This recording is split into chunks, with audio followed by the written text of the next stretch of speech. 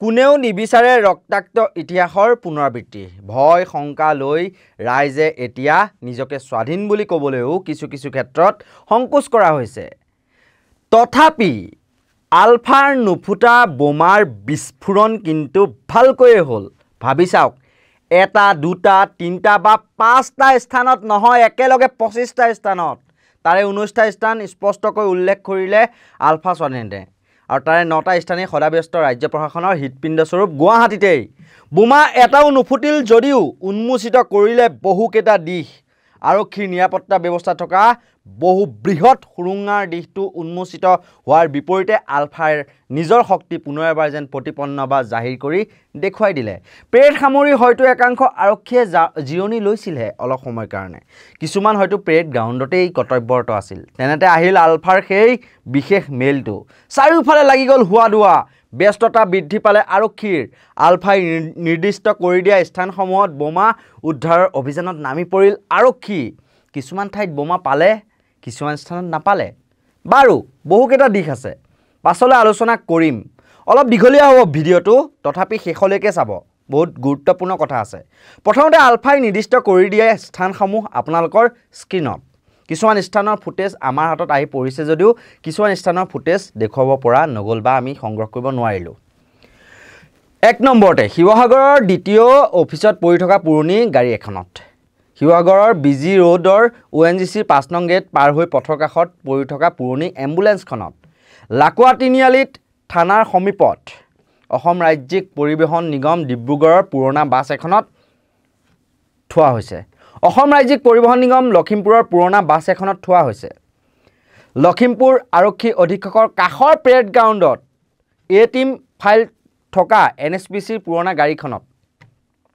লালুক দৈনিক বজাৰ IBৰ সমীপত বৰঘাট আৰক্ষী চকীৰ সমীপত গছ লতাৰে আৱৰি ৰখা পুৰণীয়া গাড়ীখনত নগাঁও মেডিকেল কলেজলৈ যোৱা পথত আদিত্য হাস্পতাল পোৱাৰ আগত পোৱা ইটা ভাটাৰ সমীপত মাটিত পুতি থোৱা আছে দিছপুৰ লাষ্ট গেটৰ বিপৰীতে থকা মুকলি মাটিখিনিত পুতি থোৱা অৱস্থাত গান্ধী মণ্ডপলৈ উঠা পথটোৰ বাওঁফালে থকা ট্ৰান্সফৰ্মাৰ বোৰ্ডৰ বাকচটো যিটো আমি আপোনালোকৰ স্ক্ৰীনত বৰ্তমান সময়ত দেখুৱাই আছোঁ নাৰেংগী আৰ্মি কেম্পলৈ যোৱা পথত CDA গেটৰ সমীপত পুতি থোৱা আছে এটা বোমা ব্ৰহ্মপুত্ৰ উদ্যোগ পাৰ হৈ পোৱা ঘুমটিখনৰ তলত পাণবজাৰ গুৱাহাটীত আছে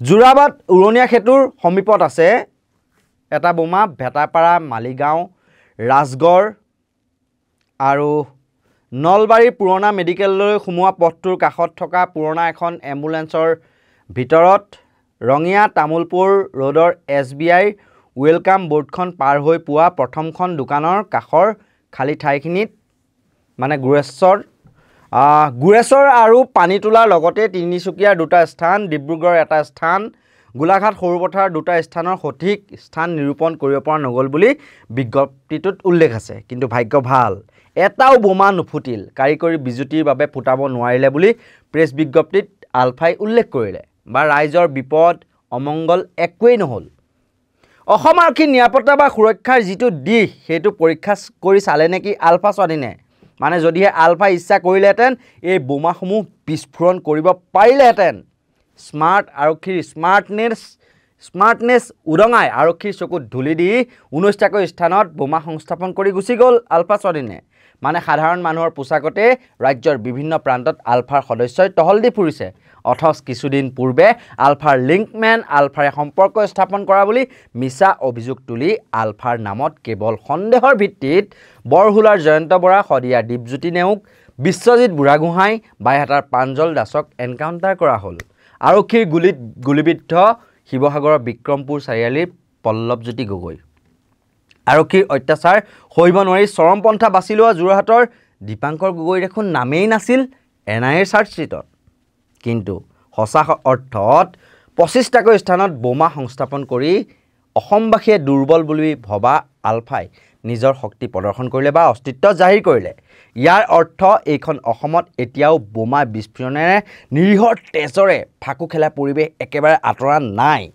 নিৰাপত্তা সুৰক্ষাৰ নামত আৰক্ষীয়ে কৰি থাকে কি সাধাৰণ জনতাক আটক কৰি গ্ৰেপ্তাৰ কৰি বিনা দোষতো কেতিয়াবা হাৰাশাস্তি কৰিব পাৰে হেলমেট নিপিন্ধিলে চেকপোষ্ট বহাই ফাইন কাটি স্মাৰ্টনেছ দেখুৱাবলৈ ভালকৈ জানে অসম আৰক্ষীয়ে। কিন্তু স্বাধীনতা দিৱসৰ প্ৰাকক্ষণত তালাচী অভিযান ভালদৰে চলোৱা বুলি দাবী কৰাৰ পাছতো গোটেই অসমৰ উজনিৰ পৰা নামনিলৈকে 25টাকৈ স্থানত বোমা সংস্থাপন কৰি গুচি গ'ল। অথচ টহলদাৰী আৰক্ষীয়ে বা বেগ গাড়ী ডিকি এইবিলাক চেক কৰি থকা আৰক্ষীয়ে তলকিবই নোৱাৰিলে ক'ত বোমাটো লৈ আনিছিল।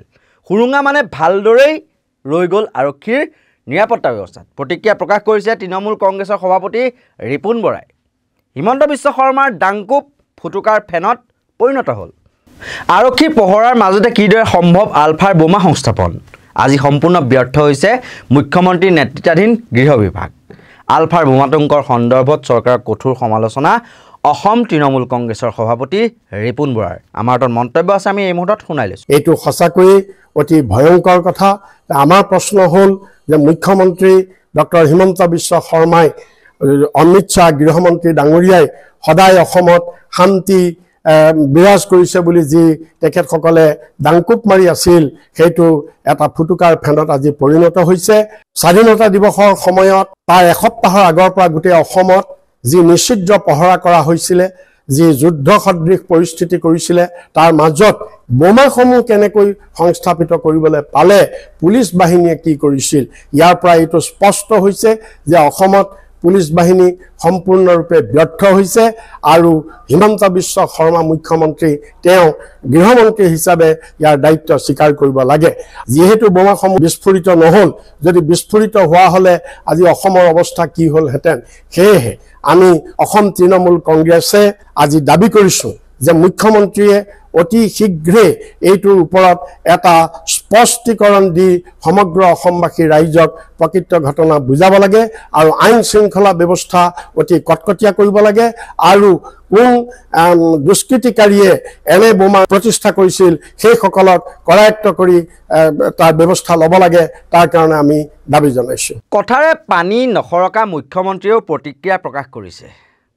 মুখ্যমন্ত্ৰীৰ মতে পুলিচে বোমা পাইছে নাই সেয়া পুলিচে ক'ব, কিন্তু অসমে বিকাশৰ মুখ দেখাৰ সময়ত এনে পৰিস্থিতিৰ সৃষ্টি কৰিব নালাগে। পৰেশ বৰুৱালৈ বিশেষ অনুৰোধ জনাই মুখ্যমন্ত্ৰীৰ মন্তব্য। টাটাৰ দৰে বিনিয়োগকাৰী যদি অসমৰ পৰা গুচি যায় তেন্তে অসমৰ উন্নতি কেনেকৈ হ'ব? অসমৰ 14 লাখ নিবনুৱা বহিৰাজ্যলৈ যাতে কাম বিচাৰি ওলাই নাযায়। আমাৰ হাতত মুখ্যমন্ত্ৰীৰ সেই মন্তব্য আছে, আমি এই মুহূৰ্তত আপোনালোকলৈ বুলি আগবঢ়াইছোঁ। শুনক কি কৈছিল তেওঁ। মই বোমা আছে নাই এই বিতৰ্কত নগৈ মই আলফাৰ সেনাধ্যক্ষ পৰেশ বৰুৱা ডাঙৰীয়াক অনুৰোধ কৰিম যাতে কোনো কাৰণতে আমি অসমত এনেকুৱা পৰিৱেশ সৃষ্টি কৰিব নালাগে যাতে বিনিয়োগৰ পৰিৱেশটো নোহোৱা হৈ যায়। প্ৰায় 14 লাখ নিবনুৱা যুৱক যুৱতী আছে। যদি উদ্যোগ নাহে, আমাৰ অসমৰ যুৱকবিলাক কৰ্ণাটক অন্ধ্ৰপ্ৰদেশত ছিকিউৰিটি গাৰ্ড হৈ গুচি যায়। যদি অসমৰ যুৱকে অসমত নাথাকে, কাক লৈ আমি অসমখনক উন্নত কৰিম বা স্বাধীন কৰিম? তাৰতো কোনো অৰ্থই নাই। সেইকাৰণে মই আশা কৰিম অসমত যাতে কোনো ধৰণৰ বিনিয়োগকাৰীসকলে চিন্তা কৰিব পৰা বাহিৰত অসমৰ নাম ক'ৰবাত চেকা লগা আমি যাতে কোনো কাম অসমত নকৰোঁ আৰু সদায় আলাপ আলোচনাৰ মাজেৰে সমস্যাবোৰ সমাধান কৰিবৰ বাবে মই আগ্ৰহী। আগতেও মই আলোচনাৰ কথা কৈছোঁ, আজিও মই দোহাৰিছোঁ আৰু পৰেশ বৰুৱা ডাঙৰীয়াক বিনম্ৰতাৰে অনুৰোধ কৰিছোঁ যাতে অসমত কোনো কাৰণতে আমি বিকাশৰ যিটো ধাৰা তাক যাতে ম্লান পৰিব আমি নিদিওঁ। কিন্তু এগৰাকী মুখ্যমন্ত্ৰী গৃহমন্ত্ৰীৰ দায়িত্বত থাকিও নিৰাপত্তা আৰু সুৰক্ষাৰ ব্যৱস্থাত আৰক্ষী গাফিলতি সন্দৰ্ভত এষাৰো মন্তব্য নিদিলে। অথচ তেওঁ ৰাজ্যখনৰ গৃহমন্ত্ৰী। তেওঁ কোৱাৰ মতে পুলিচ হেনো তেওঁৰেই। এতিয়া আৰক্ষী নিৰাপত্তা ব্যৱস্থাত বৃহৎ সুৰুঙাৰ দায়িত্ব স্বীকাৰ তেওঁ কৰিবনে? এই সন্দৰ্ভত প্ৰতিক্ৰিয়া প্ৰকাশ কৰিছে ৰাইজৰ দলৰ সভাপতি অখিল গগৈয়েও। দেশৰ প্ৰতি ইঞ্চি মাটিত 15 আগষ্টৰ পূৰ্বে পুলিচ, সামৰিক বাহিনী, CRPF, BSFে পহৰা দিয়ে। তেনেস্থলত কেনেকৈ 25টাকৈ স্থানত বোমা সংস্থাপন কৰিব পাৰিলে আলফাই? ৰাজ্য চৰকাৰ অস্তিত্বহীন হৈ পৰিল নেকি? মুখ্যমন্ত্ৰী তথা গৃহমন্ত্ৰী হিমন্ত বিশ্ব শৰ্মাৰ পদত্যাগ দাবী কৰি অখিল গগৈয়ে আৰু কি ক'লে এই মুহূৰ্তত আমি আপোনালোকলৈ বুলি আগবঢ়াইছোঁ। এতিয়া অসমত বোমা বিস্ফোৰণ নঘটে, অসমত কোনো সন্ত্ৰাসবাদী কাৰ্যকলাপ নাই। এই হ'ল হিমন্ত বিশ্বৰ বিজেপি চৰকাৰখনৰ দাবী। কিন্তু আজিৰ দিনটোৰ এই ঘটনাই স্বাধীনতা দিৱসৰ 15 আগষ্টত সকলোৱে জানে যে ভাৰতবৰ্ষত আটাইতকৈ বেছি সতৰ্কতা যদি অৱলম্বন কৰা দিন আছে সেইটো হ'ল 15 আগষ্ট দিন। অসম তথা উত্তৰ পূৰ্বাঞ্চলৰ প্ৰতি ইঞ্চি মাটিত পুলিচ আৰু CRPF আৰু আৰ্মীয়ে 15 আগষ্টত পহৰা দিয়ে। সকলোবিলাক নিৰাপত্তা এজেঞ্চি এই 15 আগষ্ট আৰু 26 জানুৱাৰীত সক্ৰিয় হৈ থাকে। যি সময়ত আটাইতকৈ বেছি এলাৰ্ট হৈ থকা দিন 15 আগষ্ট, আটাইতকৈ বেছি নিৰাপত্তাৰক্ষীয়ে সাৱধান হৈ থকা দিন 15 আগষ্ট। প্ৰত্যেকটো অসমৰ মাটিৰ প্ৰত্যেকটো ইঞ্চিত পুলিচ, CRPF, অৰ্ধসামৰিক বাহিনী আৰু আৰ্মীয়ে যি সময়ত পহৰা দি থাকে, যি সময়ত এতিয়াও অসমৰ মাটিৰ পৰা, অসমৰ এতিয়াও 6খন জিলাৰ পৰা এতিয়ালৈকে সৈন্য বাহিনীৰ বিশেষ ক্ষমতাৰ আইন এতিয়ালৈকে ইয়াৰ পৰা আঁতৰ কৰি দিয়া নাই। এতিয়াও আৰ্মি কেম্পবিলাক আছে আৰু আৰ্মি কেম্পবিলাকে বহিৰাজ্যৰ শত্ৰু নহয়, আভ্যন্তৰীণ নিৰাপত্তাৰ প্ৰশ্নটো এতিয়া পৰ্যবেক্ষণ কৰে। সেই সময়ত ভাৰত চৰকাৰ আৰু অসম চৰকাৰ দুইখন চৰকাৰ চোৰাংচোৱা বিভাগসমূহ এই আটাইবিলাক সম্পূৰ্ণৰূপে ব্যৰ্থ হৈছে আৰু এই ব্যৰ্থতাৰ একমাত্ৰ প্ৰায়চিত্ৰটো হ'ল যে অসমৰ গৃহমন্ত্ৰী তথা অসমৰ মুখ্যমন্ত্ৰীয়ে পদত্যাগ কৰিব লাগে। সঁচাকৈয়ে আলফাৰ নুফুটা বোমাৰ বিস্ফোৰণ কিন্তু ভালকৈয়ে হ'ল। লেহুকা বুলি ভাবি থকা বিদ্ৰোহী সংগঠন আলফাই আজি ভাল বোমা জেহাদ চলাই দিলে আৰু স্মাৰ্ট আৰক্ষীৰ নাকৰ তলতেই নিজৰ অস্তিত্ব ভালদৰেই জাহিৰ কৰিলে। আৰু তাৰ পাছতো মুখ্যমন্ত্ৰী হিমন্ত বিশ্ব শৰ্মাই চলচাই টাকুৰি বাই দিলে। কেনেকৈ জানেনে? তেওঁ পৰেশ বৰুৱালৈ অনুৰোধ জনোৱাৰ চলেৰে অসমত 14 লাখ নিবনুৱা থকা বুলি স্বীকাৰ কৰি ল'লে আৰু সেই 14 লাখ নিবনুৱাক পুনৰ এবাৰ চাকৰিৰ টোপ দিলে টাটা গ্ৰুপে বিনিয়োগ কৰাৰ যি উদাহৰণ, সেই উদাহৰণ দাঙি ধৰি পৰেশ বৰুৱালৈ তাৰমানে অনুৰোধ জনোৱাৰ চলেৰে তেওঁ কিন্তু ভালকৈ আকৌ এবাৰ নিবনুৱা যুৱক যুৱতীসকলক টাটাৰ জৰিয়তে, টাটাৰ নাম লৈ পেলাই তেওঁ এক ধুনীয়া টোপ কিন্তু দি গ'ল। আৰু ইয়াৰ লগে লগে মই কল্পজ্যোতি শইকীয়াই বিদায় লৈছোঁ। এনেকুৱা ধৰণৰ সত্য নিৰপেক্ষ বিশ্লেষণৰ বাবে আপোনালোকে চাই থাকিব নৰ্থ ইষ্ট নাও। ধন্যবাদ।